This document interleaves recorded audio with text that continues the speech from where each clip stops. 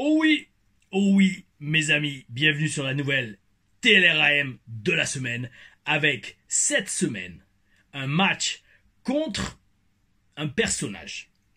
Un personnage qu'on pourrait qualifier de Goldust de la WS, de la Wrestling Stars. Petit background vite fait avant de commencer le match. Ce personnage était interprété par Mikey Whiplash, qui était un très très bon catcheur anglais, contre qui j'avais catché pour mon premier show chez Brian Dixon en octobre, si je dis pas de bêtises, 2009. Je l'avais affronté pour le titre Middle Heavyweight ou Heavy Middleweight mondial de la All Star Wrestling, une ceinture qui avait été détenue par Brian Danielson, Doug Williams, Keishi Yamada, qui était Jushin Thunder Liger, si je dis pas de bêtises, j'espère ne pas me tromper sur son nom japonais, Satoru Sayama, mais qui s'appelait autrement, c'était Tiger Mask numéro 1 dans les années 80. Bref, une ceinture de ouf avec un pédigré de ouf, et Dixon m'avait fait venir en tant que champion pour que Whiplash la récupère ce soir-là à Croydon en 2009. Donc, ayant eu un super match, qui est d'ailleurs sur YouTube, si je dis pas de bêtises, il me semble qu'il est sur YouTube, il faut mettre All Star Wrestling, Tom LaRufa, Mikey Whiplash, un match où on a quasiment tout improvisé, parce que on n'a pas eu le temps de se parler dans les vestiaires avant le match. En Angleterre, c'était vraiment différent de la façon de fonctionner là-bas, et 20 minutes de catch, franchement super match. Et donc quand je rentre en France, je dis à Flèche, hey Flèche, ramène ce mec, il vaut vraiment quelque chose. Donc Flèche le ramène, et il le ramène, les premiers shows c'est catcheur à l'anglaise, sans vraiment de personnage et de personnalité. Flèche l'étudie bien et lui dit, hey, toi je te vois vraiment faire un personnage du genre la folie des grandeurs.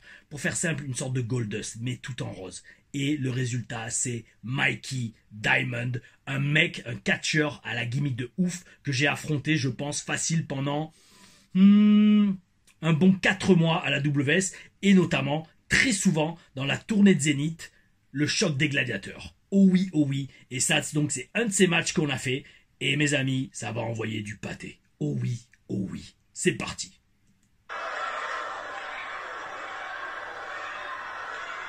Alors tout de suite, je vous redis, vu le physique, vu la tenue, on est début 2010, première moitié de 2010.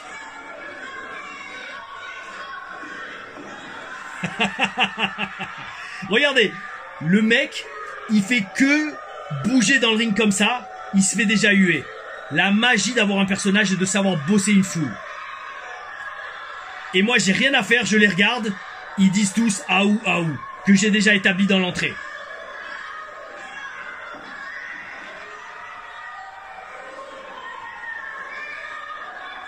Et regardez la magnificence avec laquelle il joue son personnage. C'est énorme. Et Flèche, qui est un très grand promoteur et booker, il avait vu ça tout de suite en lui. Il avait vu que ce mec était artiste, comme il disait, et il lui avait fait faire ce personnage avec le slip en zèbre rose et noir. Regardez comment on bosse la foule, c'est un truc de ouf. J'adore. Et je vous redis, c'est grâce à ces matchs-là, c'est grâce à cette époque, c'est grâce à la WS que j'ai acquis un tel jeu avec la foule. Et une telle confiance, aussi bien dans mon personnage que dans mes habilités. Et j'adore cette dynamique. Moi, c'est le Spartiate, le babyface qui veut se battre, qui veut en découdre. Et lui, c'est le heel. On sait pas trop ce qu'il est. Il est là pourquoi. Enfin, il est là pour, je pense, voilà.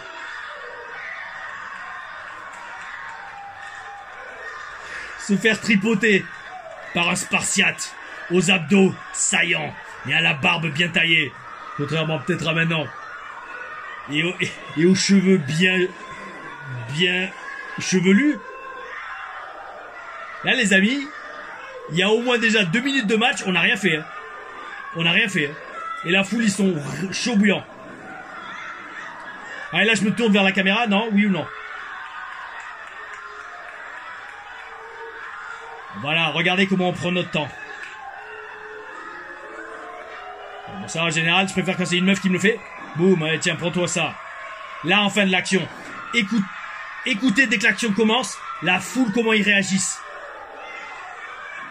Ce match, c'est un match d'école pour, oui, le saut de tête, bel esprit. C'est magnifique. Mes amis, alors, pause. Ce match, franchement, ce match, c'est un match d'école pour apprendre à bosser heel et babyface. Le heel, il a un personnage un peu chelou. Il veut pas trop combattre. Le face, il veut se battre. Et dès qu'il se bat, la foule adore ça. Et, si vous regardez bien, par contre, dès qu'il faut devenir sérieux et commencer à rentrer dans l'art du babyface, le heel est capable d'augmenter le volume et là, et de rentrer dans la gueule. Magnifique. D'ailleurs, il a des airs dans ce travail de William Regal, Mikey Whiplash. Pardon, Mikey Diamond.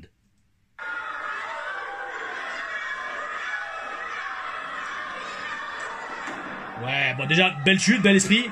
Mais regardez la violence qu'il met dans les coups. C'est limite une sorte un peu de personnage à la Joker, c'est magnifique. Et franchement, ce qui était bon, c'est qu'en plus, Mickey, il adorait ce personnage au bout d'un moment. Il adorait le faire. Et d'ailleurs, il a commencé à le faire en Angleterre. Mais c'est grâce à la France, à la WS et à Flèche qu'il a commencé à le faire. Ouais, 619. Oh non, sorti du ring. Non. Dans ces matchs sur les zéniths, alors je sais pas si on est dans un zénith là, mais sur les zéniths, je faisais un springboard crossbody à l'extérieur du ring. Là, je sais pas si je le fais parce que c'est pas un zénith. Et là, pareil, voilà. Moi, je veux me battre. Le heel recule. Storytelling 101. C'est ce que je vous raconte dans les TLR Reviews, les amis. Alors là, comme c'est 2010, déjà, les foules sont moins nombreuses, mais l'ambiance est toujours là.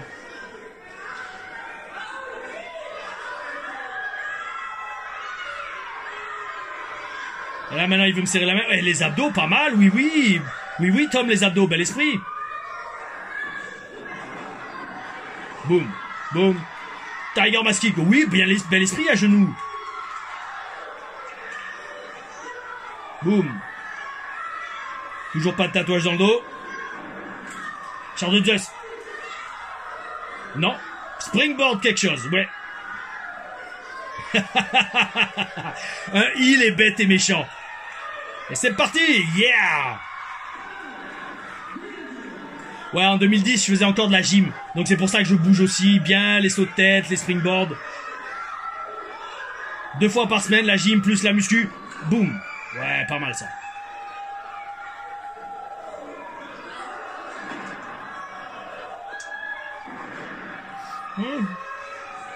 Ça va pas trop connecté ce coup de pied. D'où le fait que je me dégage là, même pas.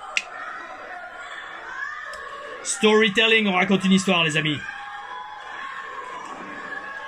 Ouais. Allez, dans les yeux, un avertissement, monsieur l'arbitre, un carton jaune, non?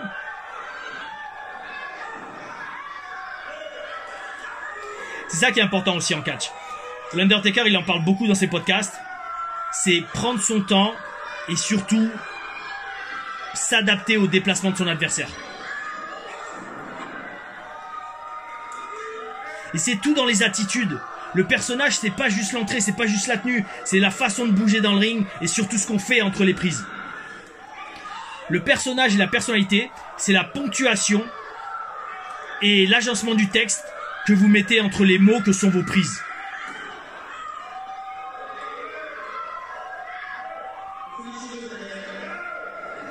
Ouais, ils me prenaient tous par les cheveux à l'époque, hein. C'est pas étonnant que j'en ai plus sur le dessus maintenant. Qu'est-ce qu'on fait? Qu'est-ce qu'on fait? Non, non, non. Ah oui, là, ouais. J'ai eu peur. Je croyais une belly to back de la 3e corde. Est-ce qu'il va faire un dropkick? Et franchement, on avait un bon match, lui et moi. Hein. Ouais, c'est ça, dropkick. Boum. Oui, lui, on le sentait passer, lui.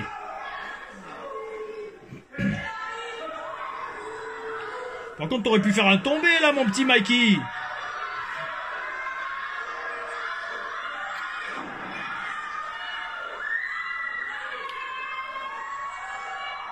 Ouais, cette prise, je la déteste. Parce qu'en fait, elle est super dure. C'est super dur d'en sortir.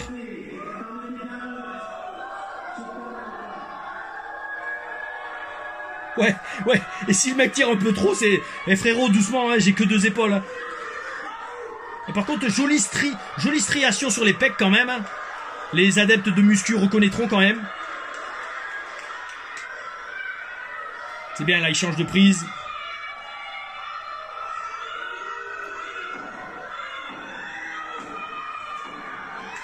Et la foule, derrière moi. Les petits au premier rang derrière, ils sont en fond dans le truc. Boum. Boum. Boum. Super la chute. Et franchement, j'adore. Être face, c'est top. Être heal, ça vous laisse tellement plus de liberté. Qu'est-ce qu'il y a à faire? Oui, jolie ma chute en flip-flip là, flip-flop.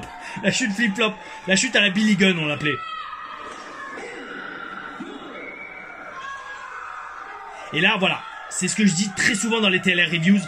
Il faut que vous ayez différentes couches, enfin vous, pour les catcheurs, mais surtout que les catcheurs aient différentes couches dans leur personnalité. Là, le heel, il montre Mikey Diamond que il commence un peu flamboyant, un peu genre à la rigolade, un peu pervers. Après, il a peur parce qu'il s'en prend plein la gueule. Après, il prend confiance en lui et là, il commence à s'énerver parce qu'il n'arrive pas à me battre. D'où aussi l'intérêt, c'est pour ça que j'adore regarder et commenter ces matchs avec vous, parce que ça vous montre en fait comment j'analyse et comment je vois le catch après 20 ans d'expérience. Ah, monsieur Jackie, arbitre à la table des commentateurs.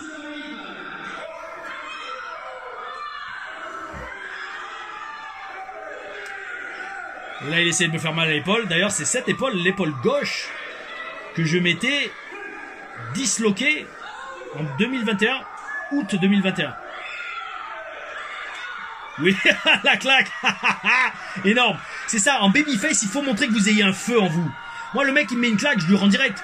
Parce que si on vit pas ce qu'on fait, si vous vivez pas ce que vous faites, le public va s'en foutre et il va dire c'est prévu à l'avance, c'est prédéterminé, c'est pas vrai. Non, moi je te dis mec, tu me mets une claque dans le match, si je m'en suis pas trop pris dans le plein la gueule, ma parole je te la rends direct. Je suis un Spartiate, B-O-R-D-E-L, D-E-M-E-R-D-E. Oui, cette chute je m'en souviens. Boum.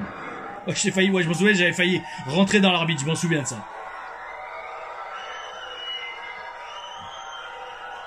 Prendre son temps pour faire mousser, bel esprit, impliquer la foule émotionnellement dans ce qu'on fait, c'est ce qu'on veut les amis.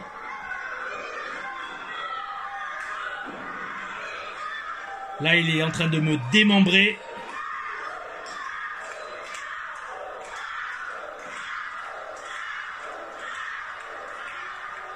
Et j'ai même pas besoin de leur demander les amis.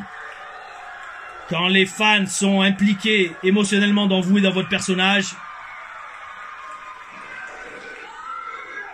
boum. Alors, si ça avait été ça, la WWE. Et les t-shirts à ou. Oui. Boulala. Oui, bon, avant de planter sur la tête comme ça, j'allais dire et les t-shirts à ou. Et les casques en plastique.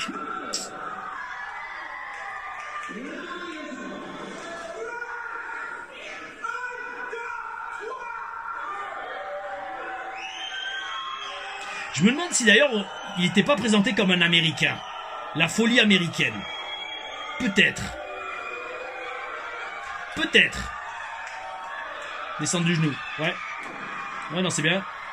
C'est bien, c'est pas mal. Il atterrit sur les pieds, donc il sauvegarde son genou. Bel esprit. Pas mal ça, pas mal ça. Je casse. Oui, l'Enziguri. Super la vente. Super. Super la vente de Mikey. Parce qu'au lieu de prendre une chute comme tout le monde aurait fait, là, bel esprit. Franchement, bel esprit. Et c'est là, c'est à ça qu'on voit les catcheurs qui ont de l'expérience. Et qui ont ça dans le sang. Ou les deux. Ou les deux. Et là, la foule à fond derrière le Spartiate. Boum. Allez, debout. Boum, l'aigle lariette. Merci de pas chuter, mec. Char de Zeus. Bam. Allez, sort du coin. Heini. Boum. Maintenant, en ce moment, j'aurais suivi avec le Shining Wizard. Et on avait un bon match, lui et moi, un bon mariage, comme on dit. Deux personnages qui étaient super adaptés l'un à l'autre. Et ça, lui, souvent, avec Mikey, on faisait le match avant le break. Parce que c'était deux personnages tellement forts. Shining Wizard. Boum, joli, super. C'était deux personnages tellement forts, mais qui allaient tellement bien ensemble, qu'après un match comme ça, vous savez, vous avez besoin de vous reposer au moins un quart d'heure, 20 minutes. En plus, on faisait de belles actions quand même. Hein. Alors, que vais-je faire? Un springboard? Non. Crossbody? Double axe handle? Et non, c'est contré. Ah ouais, il va me faire le white nose. Non, ouais, voilà le. Ah oui, et là il suit avec descente du genou. Si je dis pas de bêtises. Bon, désolé, je vous spoil le truc, mais c'est moi en fait, je fais marcher ma mémoire, je vais me taire en fait. Faut pas que je spoil le match. Non, je sais pas ce qu'il va faire. Descente du genou.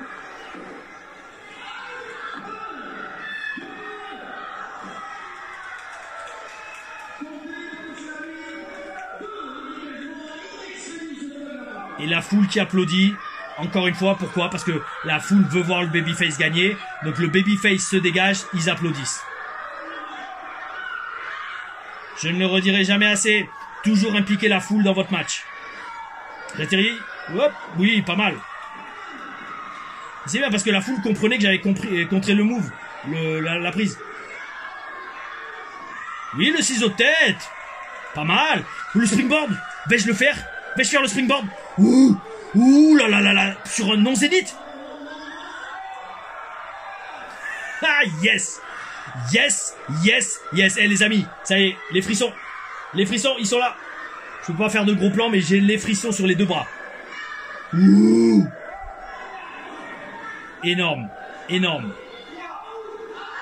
Un autre springboard. Springboard splash. Et je spoil encore, désolé les amis. Boom. 1, 2, 3. Au moins j'ai tenté le tomber. Au moins j'ai tenté le tomber. Eh, quel gros match les amis. Ouh, ça motive.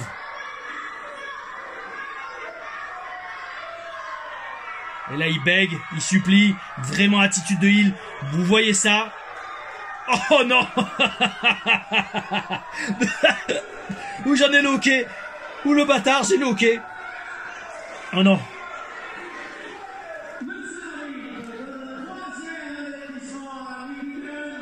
Bon, c'est la WS, c'est la France les amis. Un low blow c'est pas une disqualification, c'est un carton jaune. Et je vous dis, il faut 5 cartons jaunes pour un carton rouge. Et là voilà, le heel se la pète. Je m'épose, parce que c'est très important. C'est comme un film. Quand le méchant à la fin il est sur le point de se faire tuer par le gentil, qu'est-ce qu'il fait? Il se met à supplier. Non mec, c'est bon, excuse-moi, je vais partir, je te foutrai la paix. Et là quand le babyface, quand le gentil commence à hésiter, il sort le gun de sa cheville, ou le couteau, le petit poignard qu'il avait caché dans son poignet, et bam! Dans la jambe du babyface qui retombe au sol, et là, la dynamique est complètement changée, et là, le méchant se la pète. Je vous le redis mes amis, ouh, j'adore ce business. Ouh là là là là là là là là là là, j'adore ça. Le catch, c'est comme on raconte une histoire. Et c'est comme au cinéma. Et là, voilà. Le méchant se la pète. Est-ce que ça va se retourner contre lui? Là, je sais sincèrement pas. Je sais sincèrement pas. C'est ça qui est énorme. Je vis ça avec vous, les amis. Je vis ça avec vous. Parce qu'encore une fois, ce genre de match, là, il se fout de ma gueule. Ce genre de match, je l'ai regardé qu'une fois et après, c'était bon, c'était tout. Je l'ai regardé pas deux fois. Boum. Voilà, boum, allez, hop. C'est bon. Le gentil revient.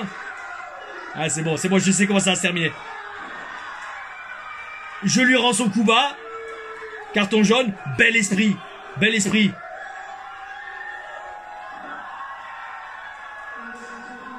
Oh, oh, oh, oh. Putain, il a super bien claqué. Oh oui. Oh oui. Alors waouh, ça s'arrête maintenant, ben, heureusement. Bon mes amis, on va rester sur une victoire de Tom LaRufa. Oh oui, oh oui. Non mais en fait je vous explique. En général, ce qui se passait quand on faisait ça, surtout que j'ai poussé l'arbitre, ben en fait disqualifié. Donc en fait, 1, 2, 3, je compte, la foule se dit trop bon, il a gagné, ouais, ouais. Et après, l'arbitre, vous m'avez touché, carton rouge, disqualification, victoire du heel. Booking de ouf, match de ouf, alchimie de ouf. Ça mes amis, voilà, c'est ça qu'on appelle l'alchimie. C'est l'alchimie des prises du catch, mais l'alchimie des personnages. L'alchimie du jeu avec la foule. Et ça, mes amis, c'est énorme. C'est énorme. J'adore le catch technique. J'adore le beau catch avec de belles prises et de belles séquences de lutte. Mais ça, quand vous avez deux personnages forts qui s'affrontent et qu'il y a des belles prises quand même, mais que ça reste quand même basé sur l'histoire et la dynamique entre le babyface et le heel, moi, c'est absolument magnifique. Mes amis, si vous avez trouvé ce match également magnifique dans cette TLRAM, s'il vous plaît, dites-le dans les commentaires, abonnez-vous, mettez la cloche, partagez la vidéo et surtout, merci d'avoir regardé. la TLRAM de cette semaine. On se voit la semaine prochaine pour une nouvelle analyse de match par Tom Laruffa. Et en attendant, je vous souhaite une bonne semaine et gardez bien sûr le bel esprit. Aouh.